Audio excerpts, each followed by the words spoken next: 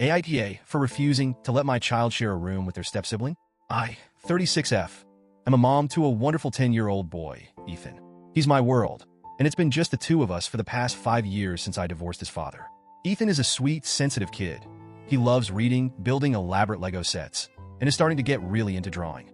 He's always been a little shy, but when he feels safe, his personality shines. My partner Dan, 38M, and I have been together for about 2 years now. We met through mutual friends, and honestly, I wasn't looking for a relationship at the time. I was focused on Ethan and trying to rebuild my life post-divorce. But Dan was so kind, patient, and understanding. He never pushed me and was incredibly supportive, which eventually won me over. Dan has an 11-year-old daughter, Lila, from his previous marriage.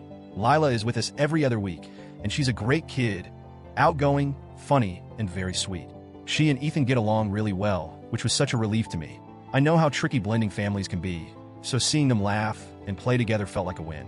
About a year ago, Dan moved in with us. It felt like the right step, and we all adjusted surprisingly well. Ethan was a little nervous at first. He's always been territorial about his space, but Dan made an effort to connect with him without being overbearing.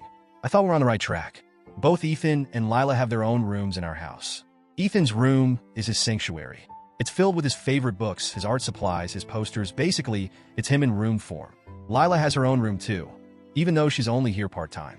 I wanted her to feel like she had a space that was hers, somewhere she could feel comfortable and at home. This arrangement has worked well. The kids have their own spaces to retreat to, which I think is so important, especially at their ages.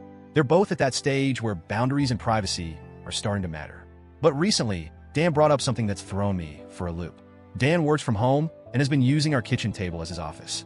I know it's not ideal. He's constantly having to pack up his stuff for meals, and there's no real privacy for him when he's on calls. He's been hinting for a while that he needs a proper workspace, but I didn't realize how serious he was until he sat me down a few weeks ago. He told me he wanted to turn one of the kids' rooms into a home office. Specifically, he suggested having Ethan and Lila share a room so he could use the other as his workspace. I was honestly stunned. My first reaction was to say no flat out. The idea of asking either of the kids to give up their room felt wrong to me, especially Ethan. This house has been his home since he was born. His room is a safe space, and I know how much it means to him. Dan argued that it's normal for siblings or step-siblings to share rooms. He said the kids get along well, and it wouldn't be a big deal. He pointed out that Lila is only here half the time, so it's not like they'd be sharing 24/7. But here's the thing, it's not just about logistics. It's about what their rooms represent. For Ethan, his room is his refuge. It's where he goes when he's overwhelmed or just needs to be alone. Lila has her own space at her mom's house, but when she's with us, I want her to feel like she has a home here too. Asking them to share feels like taking something important away from both of them. I tried to explain this to Dan, but he got defensive. He said I was being inflexible and unwilling to compromise for the sake of our relationship. He accused me of prioritizing Ethan's needs over his, which really hurt.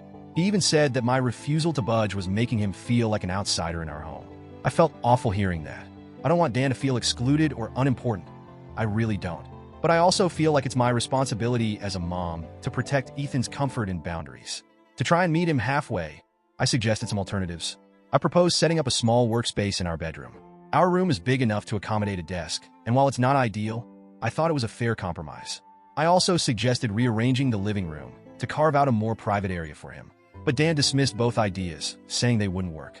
He argued that the bedroom should be a shared space for us, not a work area, and that the living room would be too noisy and distracting. The conversation escalated, and now it's turned into a full-blown issue.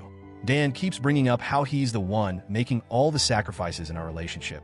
He said he moved into my house, not our house, and that he's been bending over backward to fit into a space that doesn't really feel like his. I get where he's coming from. I really do. I understand that working at the kitchen table is frustrating and that he wants to feel like he has a stake in this home. But I don't think the solution is to uproot the kids. Ethan hasn't said anything directly, but I can tell he's been listening to our conversations. He's been spending more time in his room lately, almost like he's afraid it might be taken away. That absolutely breaks my heart. The idea of him losing his safe space makes me feel like I'm failing him as a mom. Lila hasn't weighed in either, but I wonder how she'd feel about sharing a room. She's a little older than Ethan and has started wanting more privacy. I don't think she'd be thrilled about having to share a space, even if it's just part-time. Dan, on the other hand, is clearly still upset. He's been distant lately, not outright angry, but cold. He's made a few passive-aggressive comments about how I'm unwilling to make sacrifices for our family, and how this is proof that I'll always put Ethan first. And you know what?